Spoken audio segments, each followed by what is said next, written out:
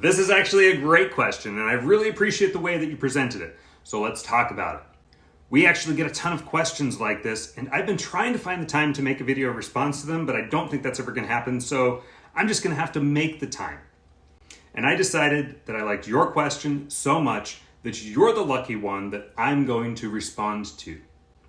First of all, to answer your question, is this for real?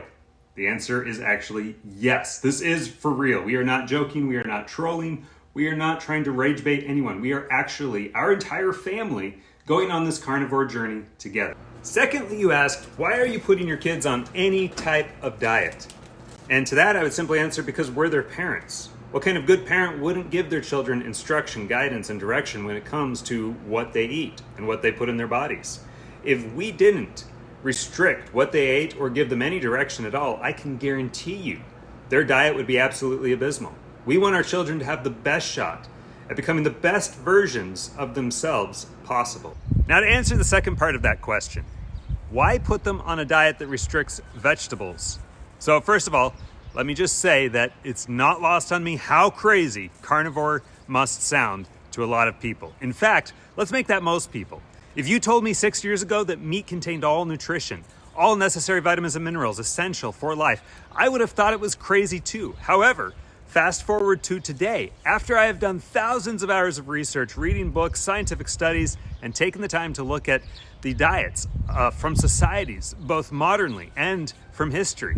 And based on all that, I can tell you that I no longer think it's crazy. In fact, based on the best information I've been able to find, meat very likely is not only a suitable source for all essential nutrition necessary for growth and development of children, not to mention compatibility with the continuance of life, but it may just be the very best food source available for these purposes. Now, am I saying that people have to eat this way? No, absolutely not. Of course not. Billions of people around the world do not eat this way. However, it is because of this that modern peoples today are some of the most unhealthy ever recorded in history.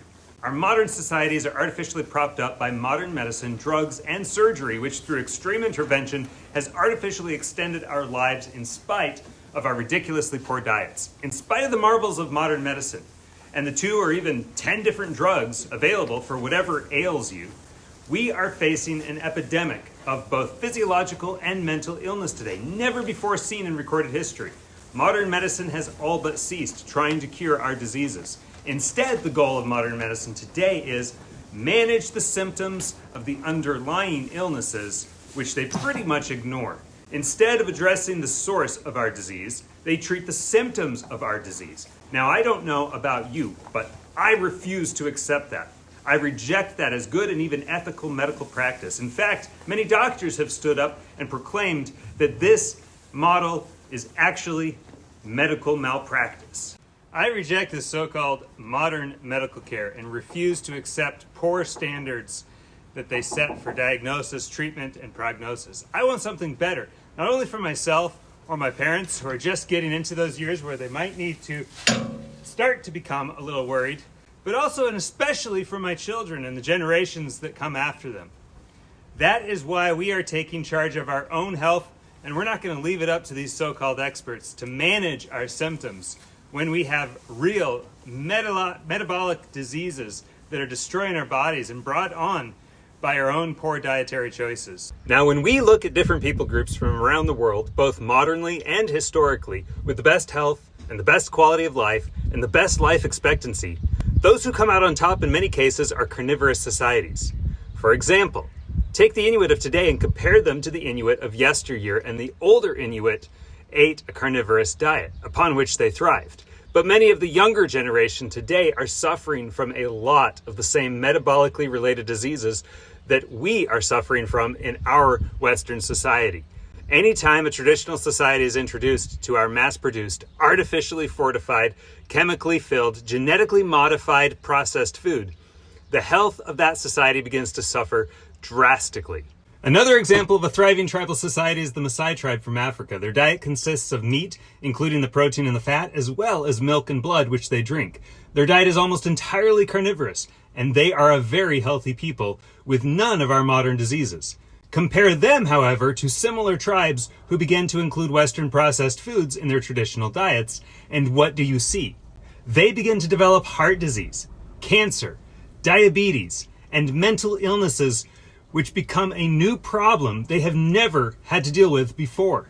If we look a little further back in history at the Mongol Empire, which became the largest empire the world has ever known, we learned that it was fueled by a carnivorous diet. In fact, when looking at what the people who they conquered ate, they remarked that it was no wonder they lost in battle because they ate dirt. Today, many people falsely believe that you need carbohydrates like vegetables, grain, or fruit in order to not die. But according to the National Academy of Science and the Institute of Medicine, the minimum amount of carbohydrates required for life is actually 0. Furthermore, research shows that vegetables and fruit have toxins in them like antigens, anti-nutrients, lectins, oxalates, endocrine disruptors, and hormone blockers. In fact, some of the so-called superfoods in this category are some of the worst offenders when it comes to oxalates and other toxins. In short, plants have toxins which they naturally produce and which can cause great harm over extended periods of time. Now, it is true that historically tribal peoples of hunter-gatherer groups ate both meat and plants, including root vegetables, as well as some seasonal fruits and seeds like nuts and berries. However, their primary source of food was from hunting animals, while they would only turn to plant-based sources of nutrition in times of famine or starvation. When they were forced to eat plant-based diets, they followed special traditional methods of preparing that food so as to minimize their exposure to the toxins in those plants.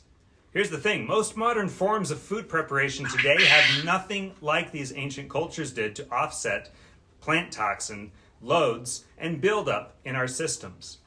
No wonder, then, that we're suffering in our modern societies. It is our conclusion, then, based on all the research we have done and all of the information that we have gathered over the last 4.5 years, that an animal-based diet, one primarily made up of protein and high in fat, is, above and beyond anything else, the best and most appropriate, biologically accurate diet for human beings.